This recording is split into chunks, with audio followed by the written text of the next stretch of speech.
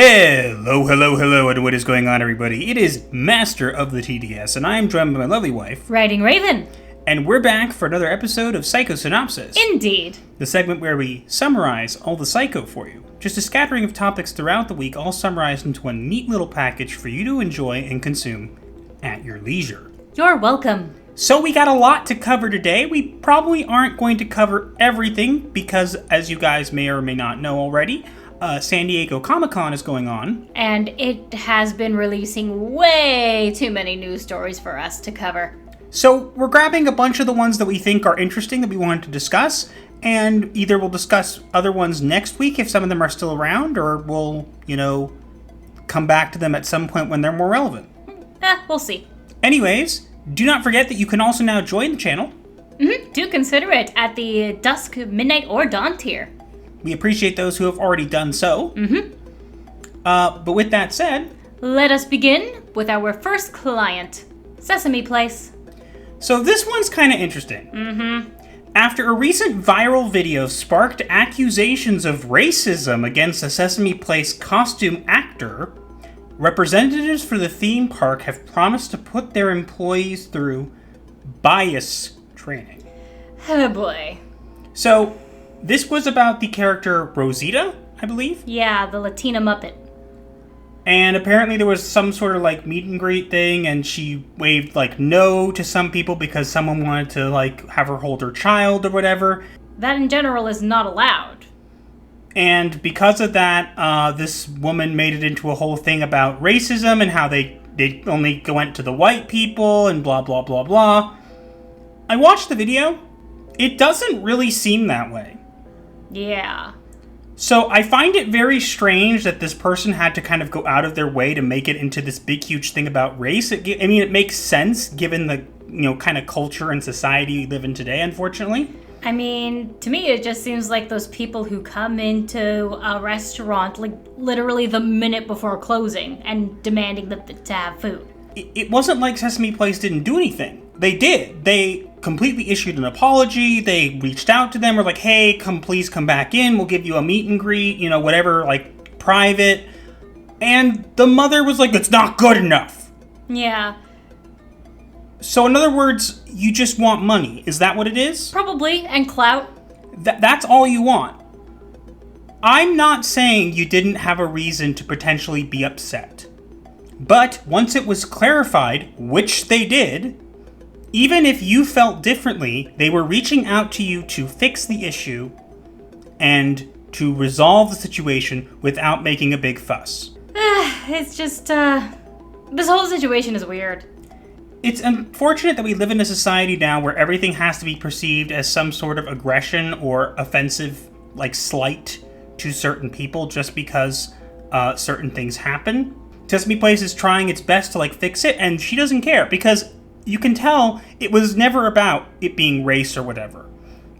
If it really was, and she felt upset about it, them reaching out and making a whole public display and doing all this stuff should have put them at ease and made them at least get over it. But the fact that she's demanding more means that it's not, which means it's money and clout that she's after. We live in a world now where people reward people like this, and either when people are stupid, or when people make a huge fuss, they gain a following, they gain a whatever. And I'm not saying that's inherently wrong. But it is weird to reward stupidity. Darwinism needs to be a thing again. Yes, but this isn't stupidity. I can understand why she would have perceived it that way. But after it was clarified, persisting in this route and this behavior only is obviously for money or something like that. And that just goes for how shallow people are. You don't actually care about your children because your children wanted to be able to hug that character. And they were willing to make it so that they could hug that character. And you still couldn't take it. Which means it was never about your children, it was about you. Yeah, that's quite sad. I feel sorry for the children. You guys do realize that they can barely see out of those suits, and not to mention they're sweltering underneath all that fur. Really weird we live in a society where everything has to be offensive, that everything needs to have a racial, gender, or sexuality as a motivation for a perceived slight. Hashtag revive Darwinism. Pass it on. Let's continue. Next up, we have Doctor Who. Don't worry, we killed the Zygon. You are the weakest link. Goodbye. Sure. Recently cast Doctor Who actress Yasmin Finley has confirmed that her character in the long-running British sci-fi TV show's 14th series will be, like herself, a transgender woman. And that is automatically a hard pass. Look, we have nothing against transgender people. No, we just hate that it's marketed this way. Yes, exactly. Don't tell us about the show. Don't tell us about what we should be excited for. Let us know who everybody sleeps with, because that's the new thing that everybody needs to know nowadays. It really isn't. And it's a horrible marketing scheme. It just drives away the customers, which they still don't get after, 5 years? And it shows that the trajectory that things have been going for Doctor Who, now many people know that Doctor Who was my favorite TV show. I've gotten to the point where I'm apathetic about it because of how much damage they've done. Which is sad. A little bit of spark of hope came up when Russell T Davies was coming back. As soon as I heard this, not about Ncuti Gatwa becoming the Doctor, that was not actually something that I was opposed to start. No, he has the quirkiness required to be the Doctor. Given this and the marketing they've been doing around this, like, they're bringing back David Tennant for the 60th. Normally, that would be something that would be alone enough to get me to tune in. When I heard about it, I was not interested. Yeah. Neil Patrick Harris has also joined the cast, which I have no idea what he's playing. All I know is that he's in a tuxedo for some reason. All I know is that this used to be something that really excited me. This used to be something that would get me very motivated, very invested, and I can't even get invested when they're bringing back my favorite Doctor.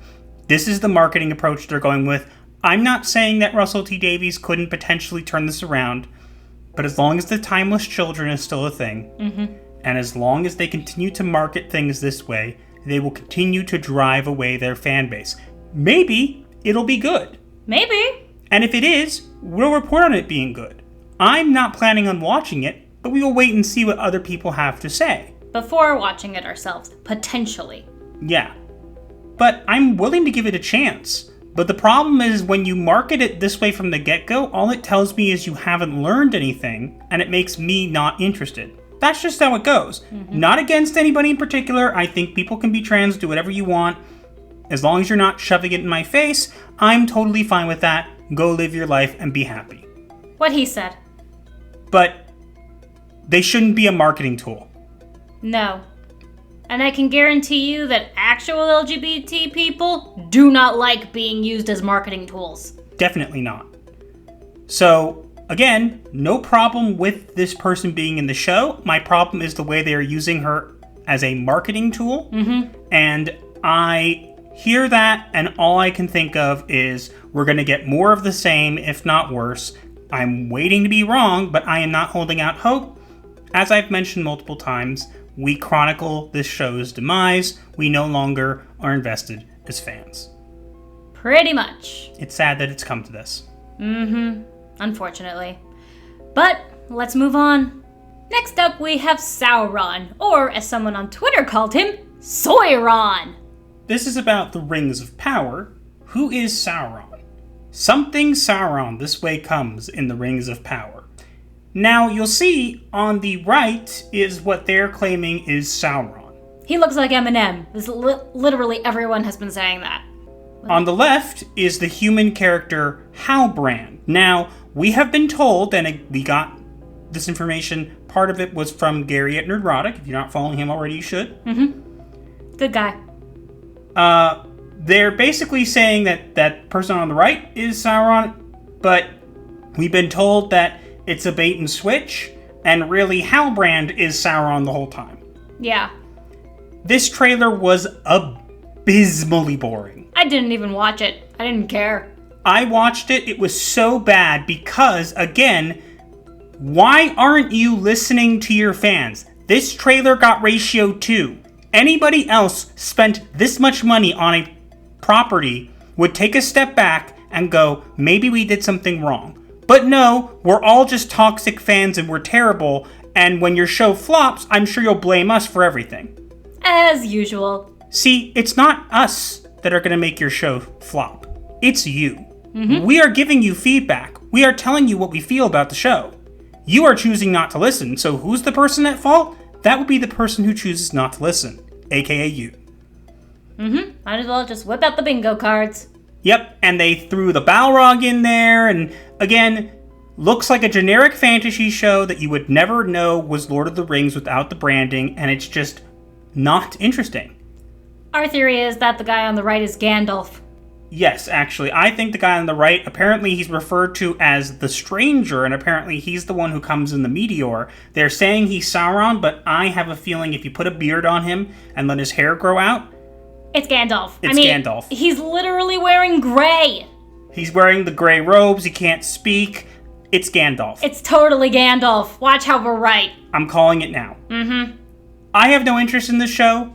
Many people don't have interest in this show. They'll call us all kinds of names and bots and whatever because they can't accept the possibility that maybe their show just sucks and maybe they're wrong. If we want proper Lord of the Rings, we have the books. Yes, and we have the Peter Jackson movies, which, to be fair, were not perfect. But they're still better than this. Yes. I think, as other people have said as well, I think that the Hobbit movies, which again, I've only seen the first one, I think, will get a lot more love after this because this will make your appreciation for them much higher. I'm not interested in this show. I think it's boring. I think they're not even going to try to listen to fans or do it justice. So again, I'm not expecting this to be perfect. I understand they had to change some things.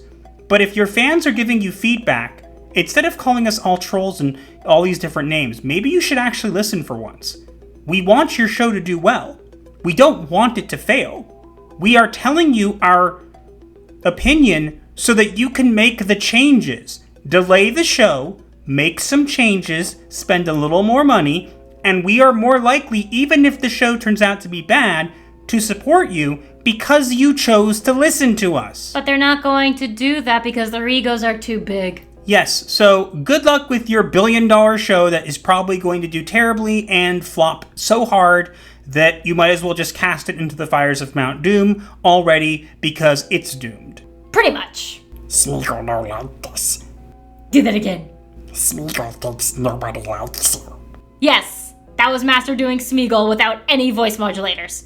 Amazon Prime, nobody likes you. Trixie Prime says, Trixies, go away and never come back.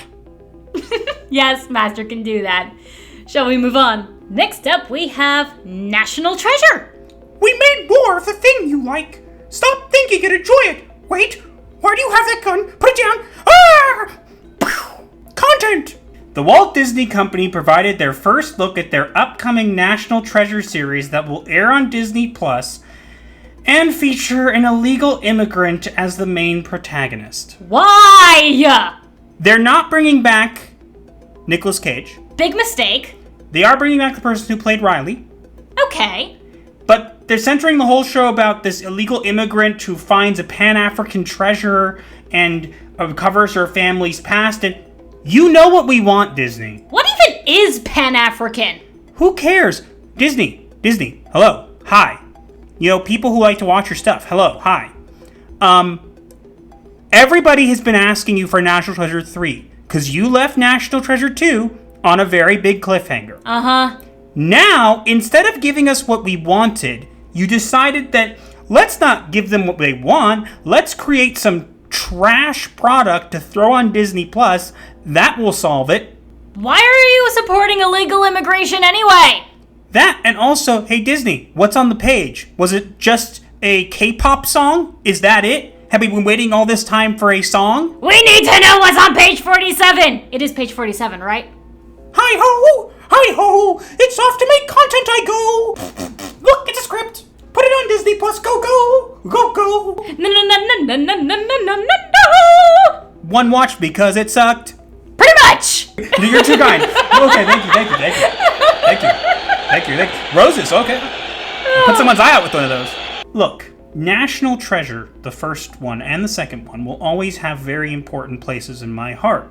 The reason for that is because we made it a family custom that on every 4th of July, my family would get together and we'd go to my grandparents' house and we'd sit and we'd watch National Treasure together because of the signing of the Declaration of Independence and whatever. Mm-hmm. It did get a bit repetitive, especially watching it once a year was always hard because it was only so much you could watch. Yeah.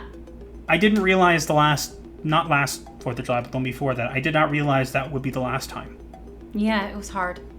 Yeah, I'm not saying this to make you guys, sorry for me. The point I'm making is those two movies will always hold a place in my heart. When I see something like this, it immediately disinterests me. Disney. I would have been someone who would have given a National Treasure 3 a try, or a series based off of with Ben and everybody a try. Instead, you continue to pander and not actually create content that anybody wants, and then you get upset why that happens. Nobody wants this show. You're not going to make any money off this. Nobody's going to care. You won't show us the numbers, so we'll all think it made money, or people try to trick people. It won't make money. Nobody likes it. Make National Treasure 3 or shut up. You're really just going to lose money. Nobody wants to pirate or steal this show off Disney+. In the first one they sold Declaration of Independence, you're nowhere near that. Ouch. Moving on. And next up we have something in X-Men. Huh! Gay! In Marvel Comics' latest attempt to distract readers from their book's abysmal quality with a transparent attempt at pandering, the latest issue of Knights of X has revealed that longtime X-Men members Betsy Psylocke Braddock and Rachel Marvel Girl / Prestige Summers are not only bisexual, but also wish to explore their newfound sexualities with each other. Skip! This is getting old! Really? Why do you have to keep doing this? You know this doesn't sell. Make new characters. I know that sounds difficult for you, but if the people there cannot make new characters, they should not be working there anymore. Yeah. If you made 2 new characters that were bisexual who found love with each other, no one would care. That's exactly why you're taking mainstream characters, because you know your characters would fall flat. So you take established characters, change them, and then we're just supposed to accept that. I have a message for you. Big no. Canon is not something that you, as the writer, get to determine. The writer and the fandom get to determine what is canon. Fans ultimately reject your woke Marvel crap. Don't call it crap. That's an insult to crap. Eventually, no one will remember this. Just like no one remembers that it was established at one point that Nightcrawler was actually part demon. Oh, yeah! His father was Azazel. Yes, but apparently he was supposed to be part demon. Wait, that got retconned? No one talks about it anymore, because guess what? Nobody cared. Nobody cared. This is going to be a footnote. It's not even worth a footnote in X-Men history. And you guys are hacks. Stop taking established characters and changing them for virtue points. Go make your own stuff. Or shut up. Anyway, moving on. Speaking of the X-Men, the new movie has been announced, and it's not called X-Men. Please just give me an aneurysm already. There, Professor. Following the introduction of the shared universe's first official Homo Superior in the first season final of Ms. Marvel's Disney Plus series, a new report has suggested that the upcoming Marvel Cinematic Universe debut of both Mutant Kind and the X-Men will bear the title of The Mutants, an interesting choice in light of the franchise executive producer Victoria Alonso's belief that the classic super team's name is, quote, outdated, end quote. In other words, she thinks it's sexist. The Mutants, the Marvels, the Blade, the Trash. Yeah, I got nothing to add. You're not even going to use the mainstream name of one of your, mainstream most popular books. You're going to throw it aside for woke points. Dumb idea. Okay, you're making Ms. Marvel into a mutant also, which again is not going to make people happy. And you're going to call this The Mutants? Guess what? They already did that with New Mutants, and didn't that fail? Yes, but also I'll tell you this. I saw someone who said this on Twitter who was quite clever. Calling this movie The Mutants is like making a movie about people with disabilities and calling them The Handicapped. Oh my god. Just throwing that out there. So you're trying to be so inclusive and diverse, you're kind of being the exact thing you proclaim to fight against, and nobody's gonna watch The Mutants. They're gonna watch The XMen. Oh no, it has the big bad men in the name. Cry. Yeah. Cry. Deal with it. It's a title. It's the name of the team. Yeah. The Avengers are called the Avengers, not the Avengers. Yeah, my brothers and I used to play X-Men all the time. I always called myself an X-Man. Yes, because nobody cared except for the wackos who are obsessed with gender and sexuality and race and all this garbage who need to be fired because they are a pestilence on the comic book industry. Oh yes. Moving on. Our last client of the day is Star Wars, The Acolyte. In confirmation of a previous rumor first suggested by film scooper Grace Randolph, She still has him blocked. Disney's upcoming High Republic era live-action Star Wars series, The Acolyte, has found its lead, the black, lesbian, and non-binary actor and intersectional feminist Amandla Stenberg. Dead before arrival. The show was already going to be terrible because of who was producing it, but again, I can't wait for this to come out because you're checking all these boxes and whatever, and here's the thing. I know this might sound strange. The High Republic is not actually that popular. Yeah, we're talking about a comic in which they had a big sail, a rock navigator. What else? Oh, right. Lightsabers that act like whips and can catch you when you fall down a cliff instead of cutting straight through the cliff. Yeah, people don't know how to write. Despite what Twitter would say, and again, Twitter is not real life, nobody really likes the High Republic. It doesn't do very well, so I'm hoping this comes out and does as terribly as the comics did, because then we can all point and laugh at you for making this stuff. And again, Star Wars is dead. I actually had some hope for it. I was holding on to the originals, but some of the news that I've been hearing lately, which we may report on next week, is annoying me. So it's dead, point blank. There's no reviving it. There is no saving it, there's no reviving it. It's dead. Let it die. It's very dead. I'm not interested. No one's interested. Check all the boxes you want. The Force can be black, lesbian, non-binary, intersectional, feminist Force. And guess what? What? When it does terribly, you'll know why.